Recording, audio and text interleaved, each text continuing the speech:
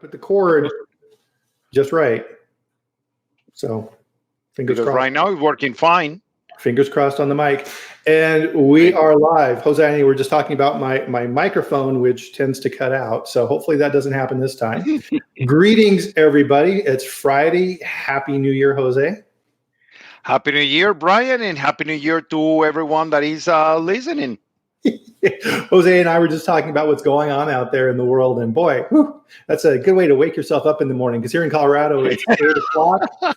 And you get up, you're like, okay, and it's like, no, I'm ready to go now. So we're going to tackle our topic today with vigor, which is hazard analysis. Yeah. So we are live on Facebook, LinkedIn, Twitter, and YouTube to bring to you today's topic, which is hazard analysis. And so please, everybody, as you're getting on here, say hello, type in your name and where you're from. Like I said here, I'm out in Colorado. Jose is down in southern Florida. How's the weather down there, by the way?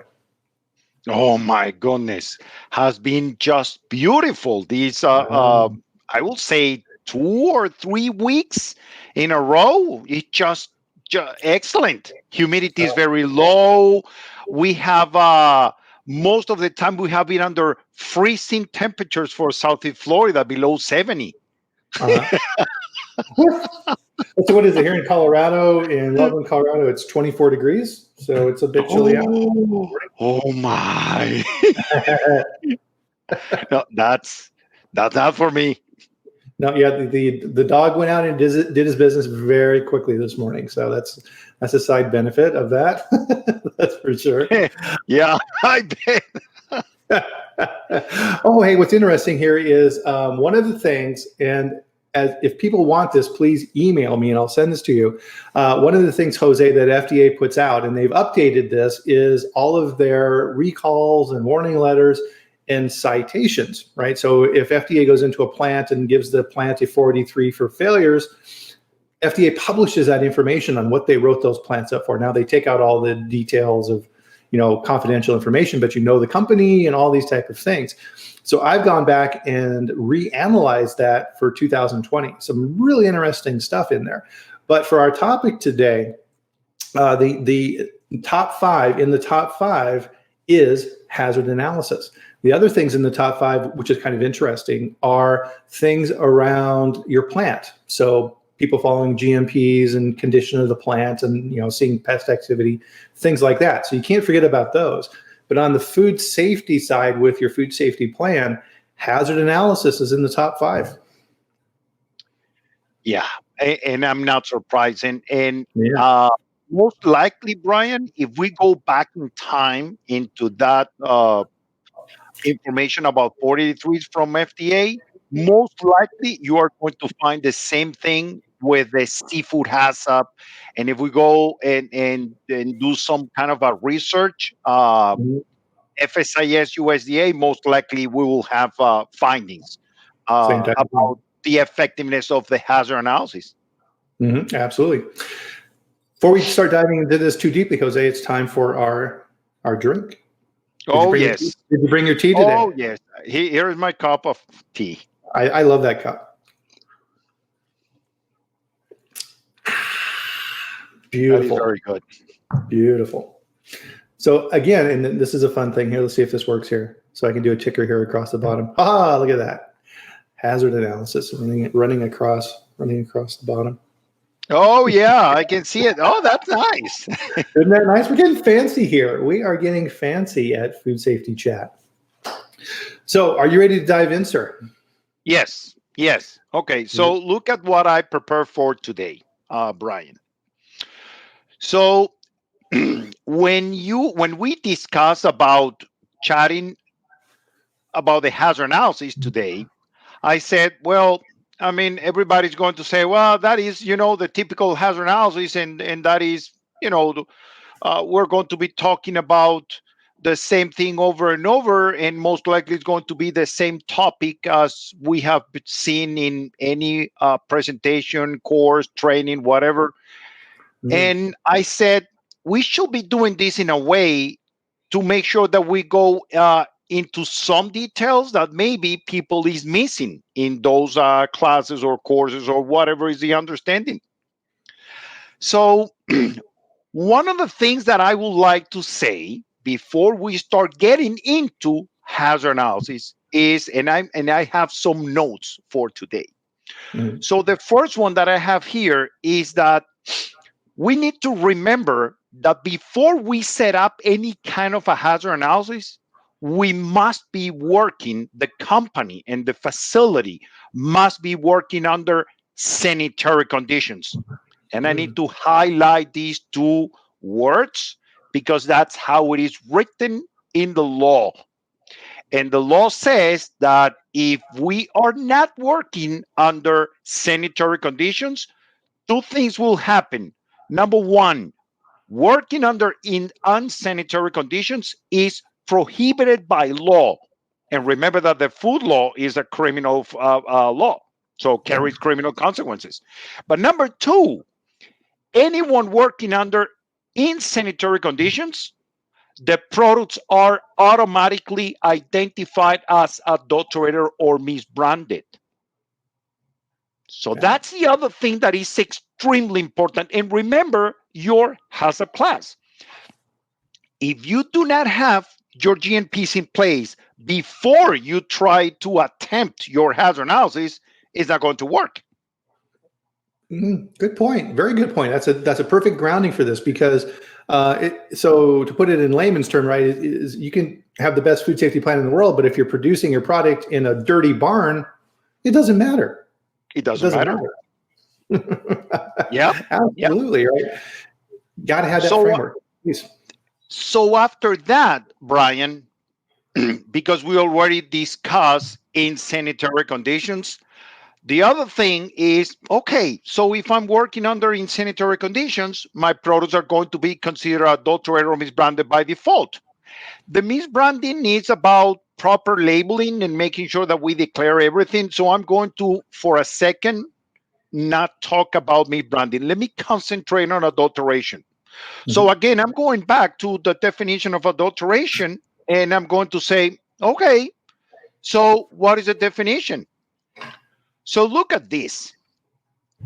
If we are working under insanitary conditions, our products could be adulterated with number one, filth, and number two, a hazard that will cause illness or injury. Yeah. And keep in mind, too, what Jose is bringing up here for everybody who's listening to this is terms like filth are legal terms, right? These are definitions in the law. Yep. Yep. And when I'm saying filth, for example, could be if your product contains, I don't know, maybe not the product. I remember the picture that we used during the preventive control for animal food class. There is a picture there that shows the shirt of an employee with a little bit of food grade grease. Well, that is an indication of working under insanitary conditions. Mm-hmm. Insect parts, a lot of insect parts in some ingredient that we're receiving that is working under insanitary conditions. Most likely, that is not going to cause illness or injury, but the product is adulterated. Yeah. Because there is something that is not part of the food, in this case, the ingredient that we're buying. So look at this, Bryan. With those two things, understanding filth and understanding hazards, the GNPs is how, and I'm going to say the FDA for right now, but the GNPs is how FDA or any other GFSI standard is looking for people to set up, develop, implement programs to maintain sanitary conditions. And those requirements are the minimum requirements. So can you go above and beyond whatever is written there? Of course you can do it. Can you go below that? No, you cannot. Okay, so prerequisite programs is basically the definition of going above the minimum GNPs. Right.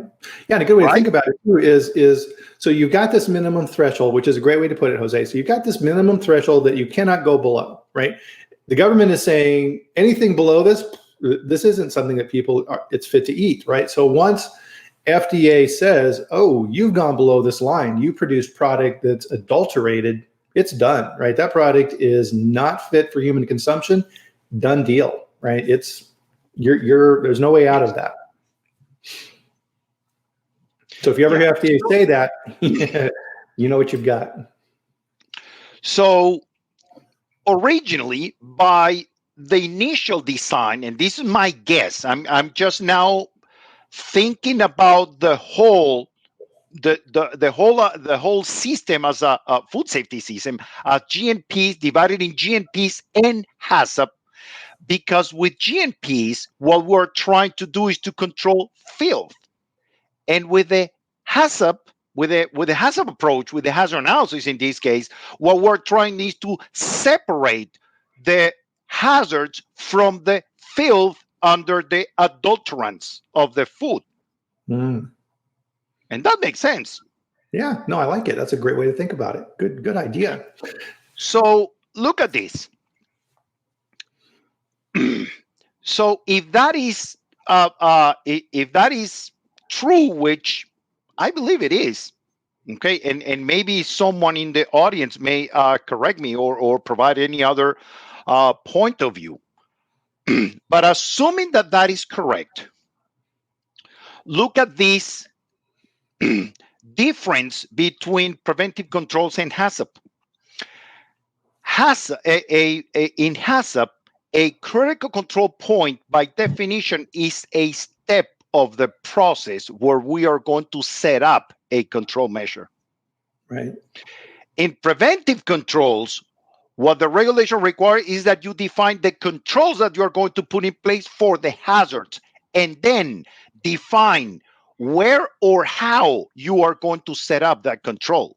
So by definition, the control is not linked to a step of the process. It's linked to the hazard that will cause illness or injury.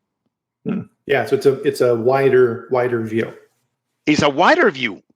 And you know what, Bryan? The during this last weekend, I got a copy of the Codex Alimentarius 2020 guidelines, the new one.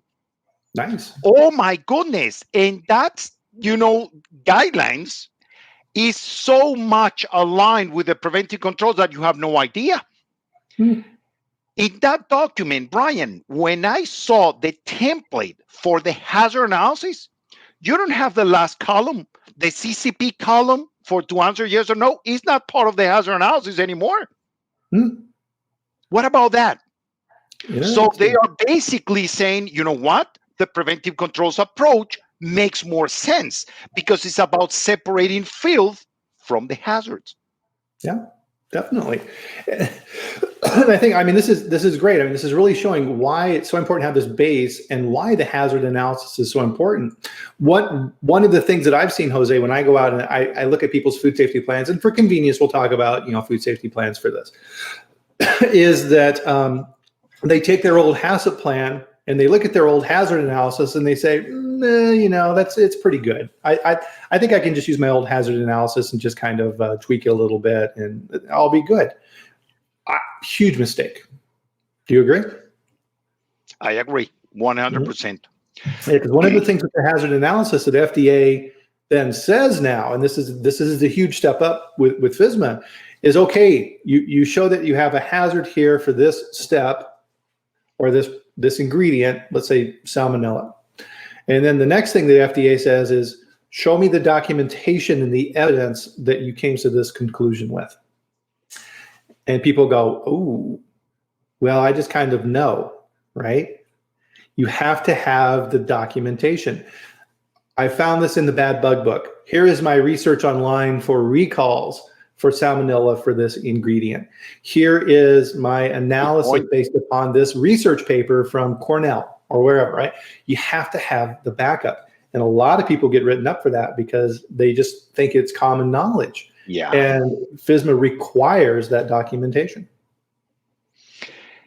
And now that you're mentioning that, Bryan, look at this. We go to a HACCP class. We take the HACCP course. We receive the certificate. We take a preventive controls class. We attend the class and we get the certificate.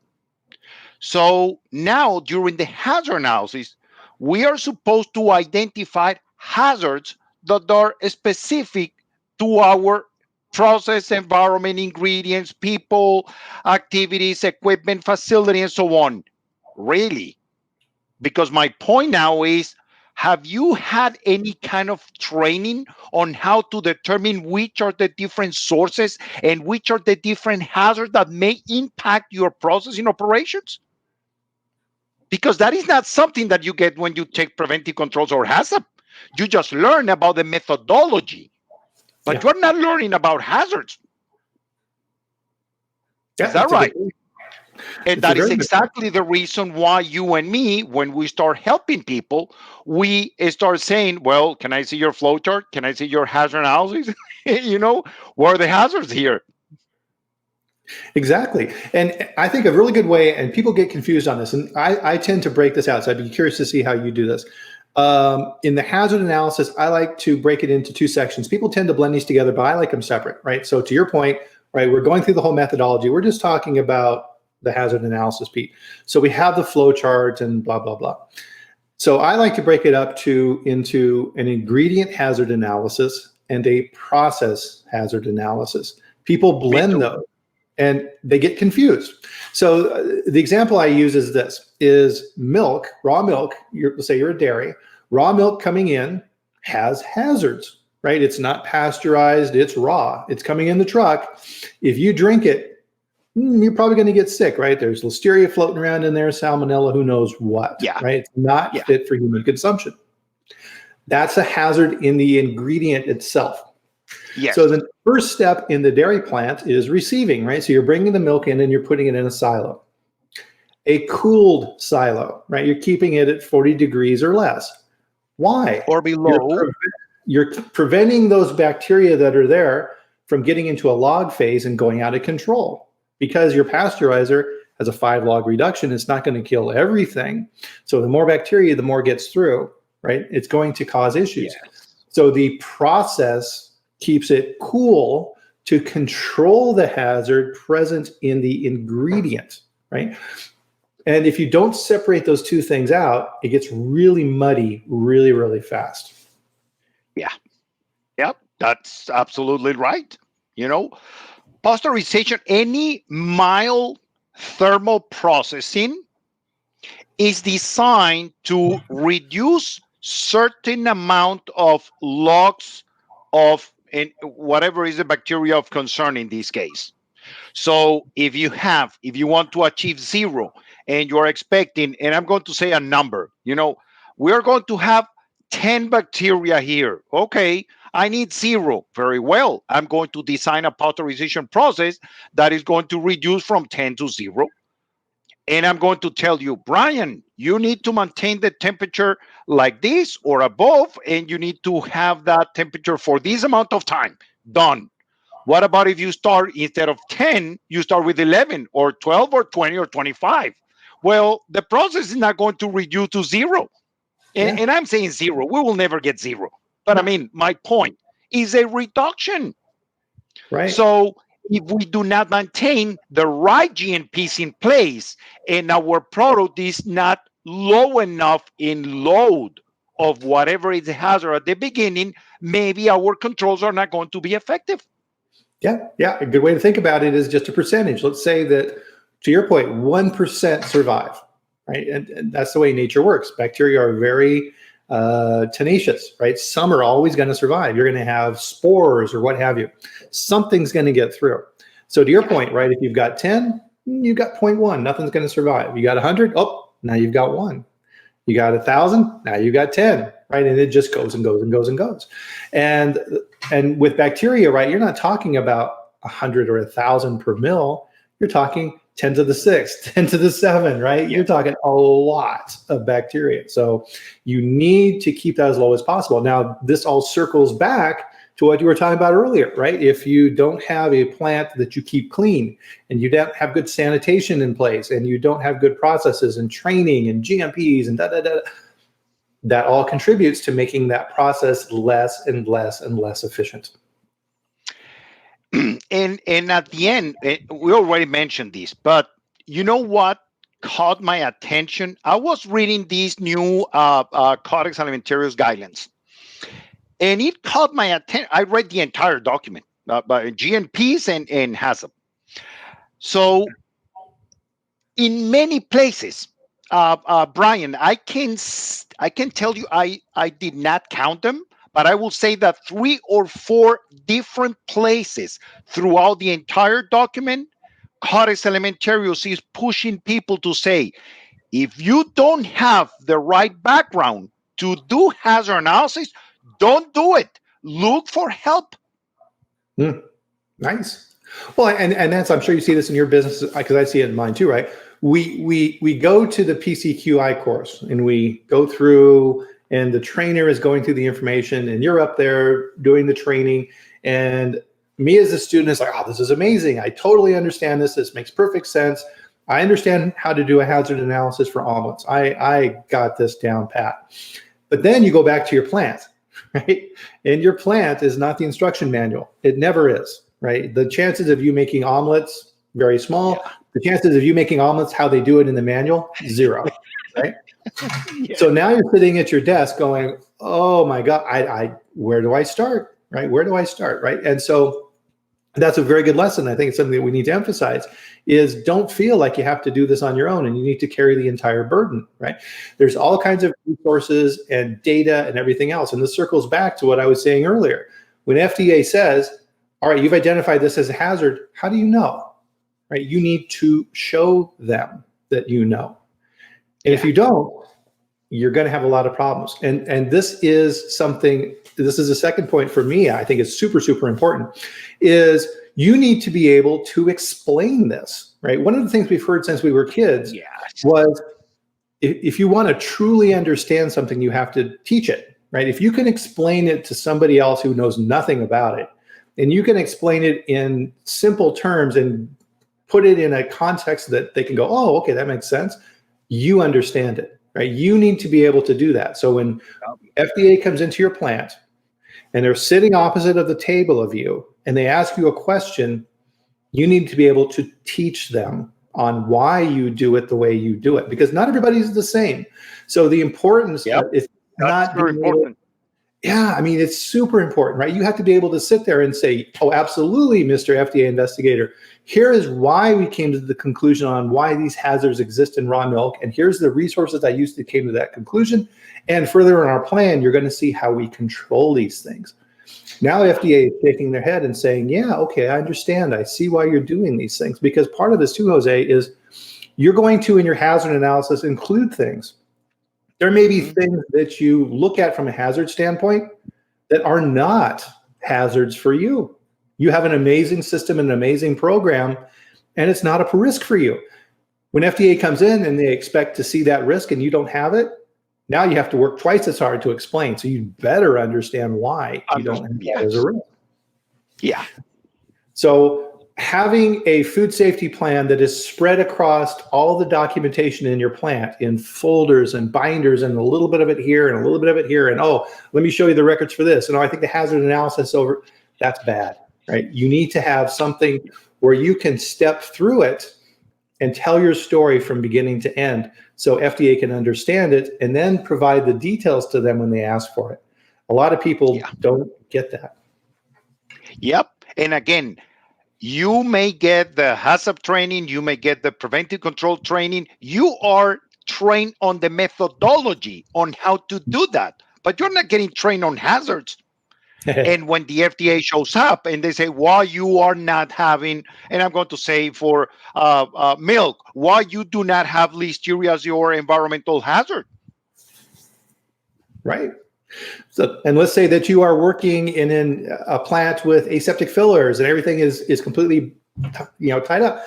You could make the case to FDA. This is completely hypothetical, right? You could make the case to FDA that here's our process, here's how it works. Everything is sealed, everything is controlled, everything is CIP. There's no reason for us to do, let's say, listeria environmental sampling. Right? Now, I'm not recommending that. Don't get that. Don't complete hypothetical, right? I know. Yeah, big disclaimer there. But you could have a case to justify those. And another good example in the milk industry is for the, under HACCP for a long, long, long time, is antibiotics was looked at as a hazard in the milk, as a chemical hazard. Okay, antibiotics that the cows have been treated because they were sick, and that gets into the milk supply, and that's a hazard we need to control. But people have moved away from that. Well, why? Is that no longer a hazard? Well, it never comes in the plant because you do testing at receipt, and if it fails the test, you reject it immediately. And there's all kinds of research and data out there showing that the impact and the actual residue from antibiotics in the milk supply now is very, very small. The chances of it happening are minimal. And are there any recorded illnesses or adverse reactions in the public to that hazard? My research hasn't found any, right? And maybe the plant hasn't found any. Is that now a hazard? Most plants have said, no, it's not a hazard. So they've removed that based upon the controls and the evidence. And that's the important part, Jose. And that's, I think, part of what we're trying to pound home here is your hazard analysis needs to be based on evidence. And you need to present your case just like in a court and show that exactly right. Exactly right, Bryan. I could not agree more on that specific topic.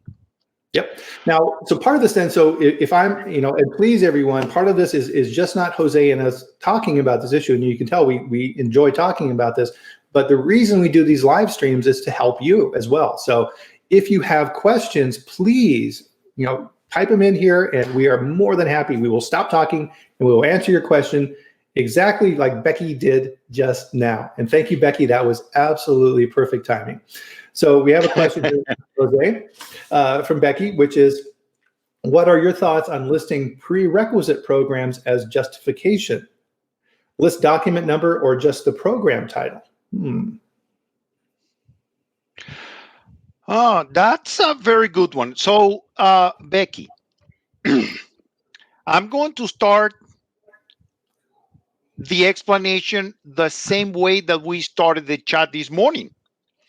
If you are going to be using your prerequisite programs as part of your justification to say, no, a hazard is not significant, is not going to cause illness or injury, that GNP that you are listing, that prerequisite program that you are mentioning by document number or by the program title or whatever you wish, okay, is now controlling a hazard, not filth. And that is exactly why I started this conversation with Bryan this way this morning, because the way that the law is structured right now, the food safety system is structured right now, some GNPs are controlling hazards, not just filth. And depending on the effectiveness of your GNP, you may say, okay, so this hazard is controlled by the GNP, is not going to be a hazard in my hazard analysis. So I'm going to be asking you, if I'm the FDA, I'm going to be asking you, really, can you please show me now the validation of that GNP? Because otherwise, if you don't have a validated GNP control for that hazard, you have no clue if the hazard is controlled or not effectively. Yep. So if I'm FDA, right, so it's kind of the same thoughts I was having as well. So we'll keep it the GMP example. So, all right, this hazard is controlled by my GMPs. What's FDA going to do, right? They're going to look for your documentation. They're going to look for your training. They're going to look for that proof that you're controlling that hazard. And then they're going to go out on the floor, right? And they're going to watch really, really closely. Yep. And if they see people who aren't washing their hands when they go in the plant, or they see people who aren't wearing their hair knot correctly, or anything involved with GMPs, you're getting a 43, because you are saying that my foundation and what I'm relying on is the implementation to control the hazard by the GMPs. And FDA says, okay, that's fine. If you fail, you fail. Right? You're in trouble. If you fail, your products are adulterated, you're working under insanitary conditions, and that is a prohibited act in the law. Right. So a good way to think about it, and the way I always break it up in my food safety plans, is your prerequisites and then your preventive controls. Right. So your preventive controls are the next level up. Your prerequisite programs, Becky, are the base of your pyramid. They're everything that you do to make sure that your product, to Jose's point, is not adulterated, not misbranded, not having filth, all these type of things, right? And then those build up to the other programs. So a good example of this is, let's say, allergen control, right? So that's a big preventive control for a lot of facilities. And Yes. under that, FDA is going to say, well, how do you control this? Well, I have these base programs. I have GMPs where people, don't cross-contaminate, and we have color coding program for our brushes, and we have batch control and tracing, and we don't use rework, blah, blah, blah. But to Jose's point, FDA will say, okay, well, that's all well and good. How do you verify and validate that this is working? Right? Well, we do random finished product testing once a week for allergens. We're looking for the presence of allergens that shouldn't be there. We do allergen swabs before we start up to make sure, to verify that our cleaning worked, right? And so we have those results. Would you like to see those testing results, Mr. FDA investigator? Well, yes, I would like to see those. And then you walk them through that path, right? You are providing the evidence that what you're doing is effective. That's right. That's exactly right. And at that point, Bryan, if you think about what we're talking right now, at that point, that control, even though that it may be under the GNP umbrella or the prerequisite program, by default, by definition, is a preventive control. Mm-hmm. Yep, absolutely. Now, so one of the things, Becky, let us know, please, if that answered your question. If you have additional questions, please follow up and let us know. By the way, this question part here is during the live part. We're doing exactly what we do right now. We answer these questions live. But as you can see here on the screen, right, we have our email addresses here. So we're more than happy to answer questions after. And if you want a copy of that analysis that I mentioned at the beginning of the broadcast on what FDA is citing people for in 18, 19, and 20, just let me know. I'll send that to you. Happy to share that. And Jose, I want to get a copy of the Codex, new Codex 2020? Okay. I believe I can search for the link again and send you the link. Yeah, that'd be great. So if anybody else wants that, please email Jose, and I'm sure he'd be happy to send that to you as well. Sure, So it's a public document. Good. Yeah, very good information. I didn't even know it was out yet. So Jose, what resources? So we've been talking about the justification piece, and I'm sure people are asking this now. Is okay, that's great, guys, but what documentation, what references can I use to show FDA to justify my hazard analysis decisions? Okay, so and with this answer, Bryan, I'm going to be answering Becky's question because he just replied again. Yes. Good. With that comment, is the receiving a controlled by a prerequisite program or controlled by a preventive control? Let me say a preventive control or control measure in HACCP. And this is not that difficult, Becky, because by definition, whenever we are controlling something that will cause illness or injury, which is a definition of a hazard, is a biological, chemical, or physical hazard that has the potential to cause illness or injury, okay, we need that control measure that is going to be called control measure in HACCP for a significant hazard, which in this case, in the case of Bryan, is going to be for the milk. It's going to be the receiving of the raw milk with antibiotics. Antibiotics are not part of milk. Is that a hazard that will cause illness or injury? Well, let me tell you, and Bryan, correct me, I'm not the expert here, but if you drink one glass of milk that contains a little bit of a residue of an antibiotic, you are not going to get sick at all. Zero. Nothing is going to happen. However, the problem here, Becky, is that the definition of food does not include drugs. As soon as the milk contains any residue of an antibiotic, you are not receiving milk. You are receiving a drug. And you cannot produce food with drugs. Right. It's a prohibited act. Right, which is why in that hazard analysis, as part of that prerequisite program, those dairy plants still test for antibiotic residue. Yes. And most likely, I agree that in that case, it should be you can call it a critical control point. a control measure at the receiving step, or you can call that a process preventive control at the receiving step. Right.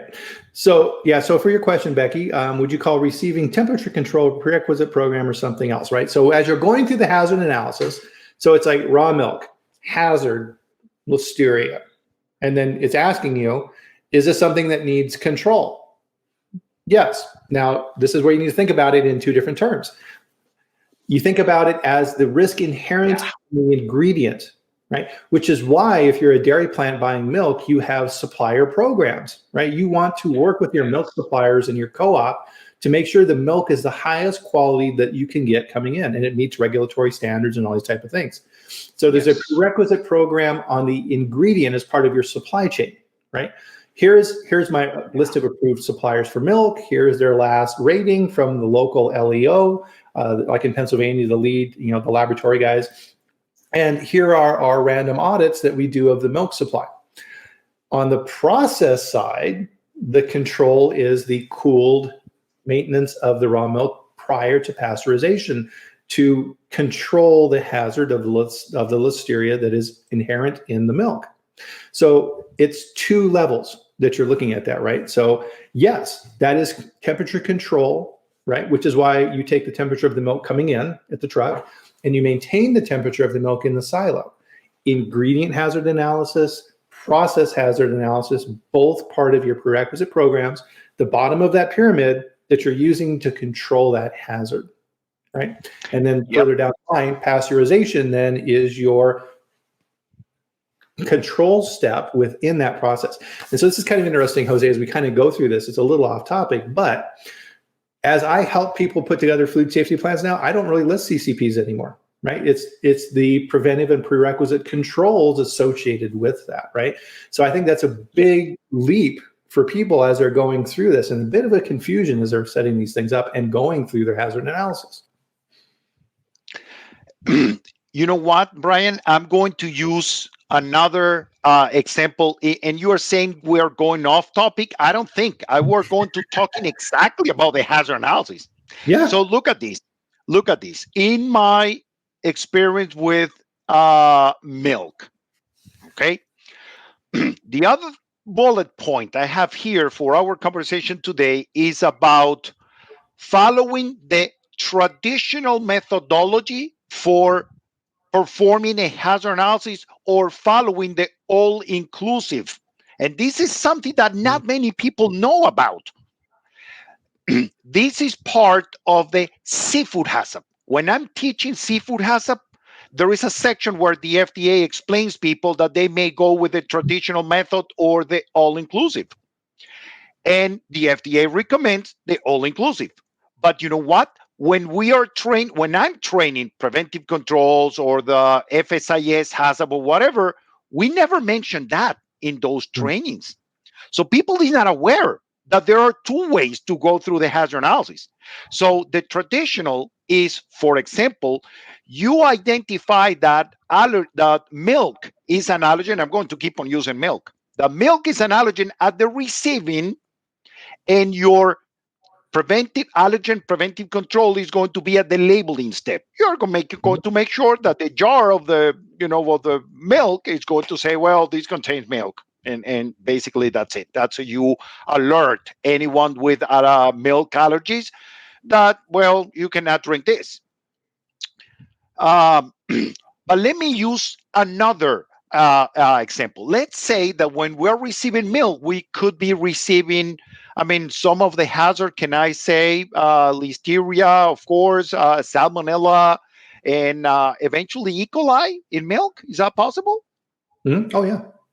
Okay. So look at this. We are at the receiving step, and we have a tanker truck that is supposed to have the milk at 40, and we're going to take a sample, which is a typical process of receiving of the milk, take a sample to check for antibiotic residues. Mm-hmm. No residue, we're fine. Okay, unload the tanker truck. So now look at this. I'm going to put at the receiving of the milk, and I'm going to grab one, E. coli. Okay, so fine, E. coli. I'm going to put E. coli at the receiving of the milk. Under the traditional approach, I'm not going to put that E. coli again in my flowchart, in my hazard analysis, until we reach the pasteurization process. Because at the pasteurization step is where we're going to have a critical control point. Right. Or a process preventive control. However, when the FDA in the seafood has recommends the use of the all-inclusive, what we're supposed to be doing?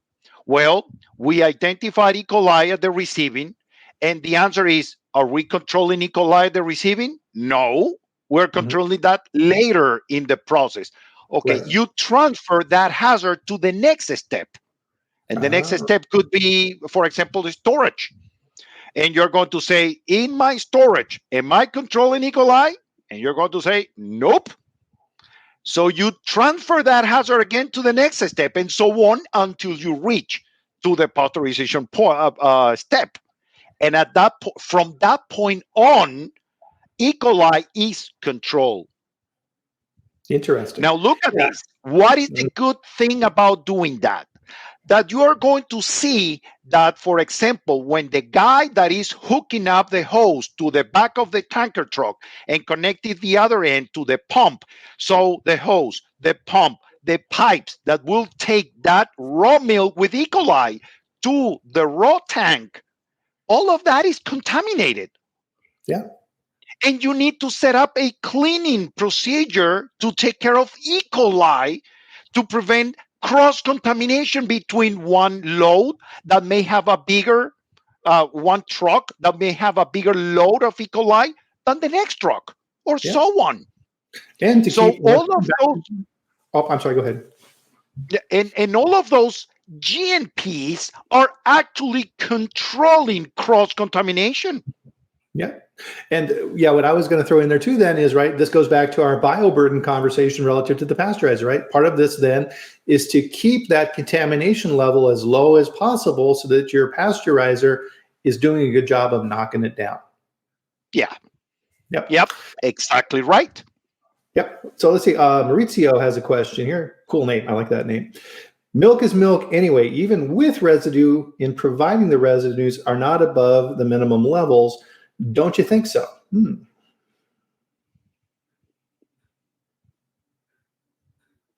quite sure what he's getting at here. So I think what he's saying is, so you have a test, and so residues for antibiotics in milk, super, super sensitive, right? Micrograms per mil type levels. So if there's any residue below that, it may be there. I mean, so it's still safe, right? You're not detecting it. It's below the detection limit of the test. Part of this, and this is part of the problem in looking at these different hazard analysis, and so I think it's a good point, Maurizio, that you bring up, is the testing limits associated with these different risks that you're looking at. These things are becoming more and more and more sensitive, right? So we used to talk about, on the chemistry side, parts per million. Now we talk about parts per billion, right? So at parts per million, we couldn't see it. Now at parts per billion, we can. It's like, oh, this is now here. Is this a risk, right? And so we're seeing this more and more, right? So allergen testing becomes more and more sensitive. We are looking at, let's say, for example, soy testing. If you're looking at that with a swab methodology or something like this, they're able to detect at 5 parts per million for the test. Well, according to research, so through FARP at University of Nebraska, whatever, let's say hypothetically, I don't know the number off the top of my head. Let's say that FARP says that for soy, the trigger for anaphylaxis in people is around 10 ppms, but you're able to test at 5. So what happens in between, right? And you have a positive test at 5, but it's below 10. Is that still a hazard, right? And so it can get muddied when you look at these things from that standpoint, which is why, going back again, circling back to why it's so important to have the documentation so you can have these conversations with FDA on why you chose something over something else.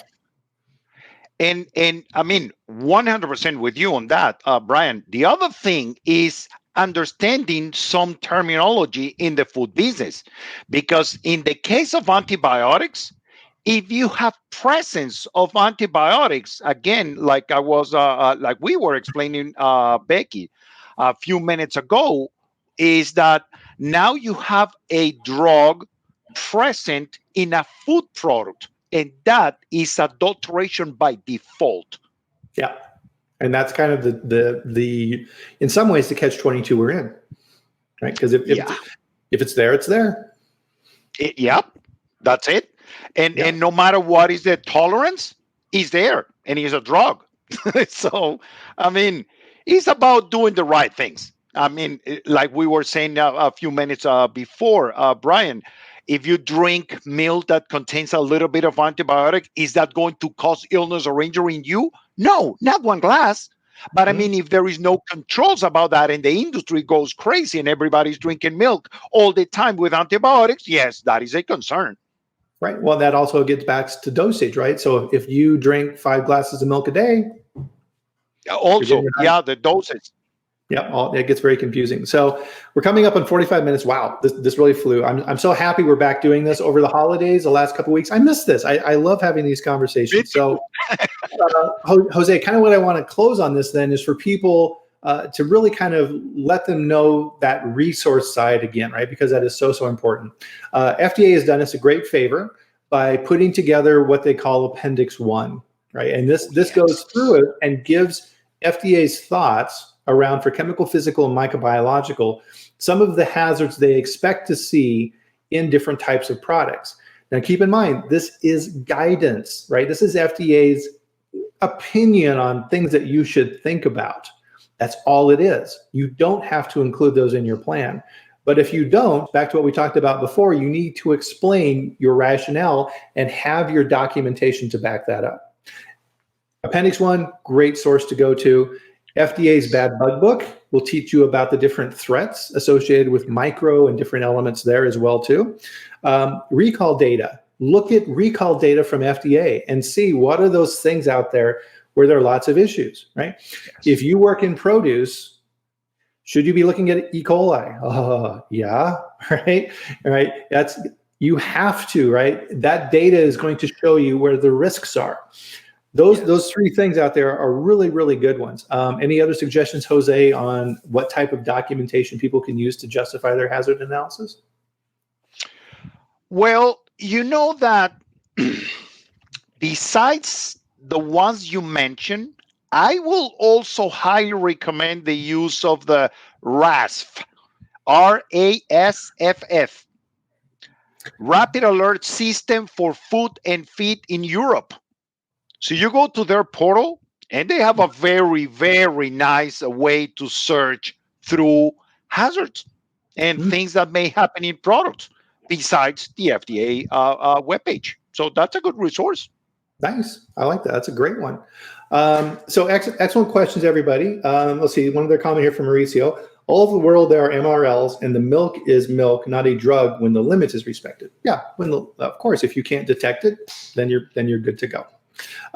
So with that, we try and keep these around 45 minutes, so they're not too long for everybody. And I think this was a perfect conversation. Again, we do this every Friday. So next week at the same time, so 8 a.m. Mountain Time, 10 a.m. East Coast time, Jose's time, we get on and talk about these discussions.